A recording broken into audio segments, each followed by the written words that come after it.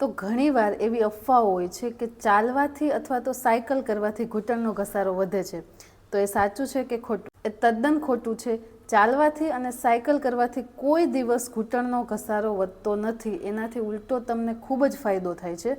પણ તમારે બે વસ્તુઓનું ધ્યાન રાખવાનું છે ચાલવામાં.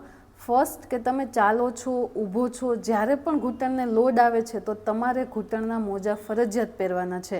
બંને પગમાં સવારે ઉઠીને ઘૂંટણના મોજા પહેરી લેવાના છે, તો રાતે સૂવા ટાઈમે ઘૂંટણના મોજા કાઢવાના છે. સેકન્ડ, કે તમે જ્યારે ચાલો છો તો કમ્પલસરી શૂઝ પહેરીને જ ચાલવાનું છે, જેથી કરીને તમારા પગને કમ્ફર્ટ ઝોન રહે. અથવા તો ઓર્થો ચપ્પલ પણ તમે પહેરી શકો છો. કોઈ કડક ચપ્પલ પહેરીને તમારે નથી ચાલવાનું. સેકન્ડ છે, સાયકલ કરવામાં કોઈ તમે મોજા ન પહેરો, શૂઝ ન પહેરો તો ચાલે છે. સાયકલ તમે તમારી રીતે એઝ એ નોર્મલ કરી શકો છો. ફક્ત ચાલવામાં આ બે વસ્તુઓનું ધ્યાન રાખવાથી તમે ઘૂંટણના ઘસારાથી બચી શકો છો.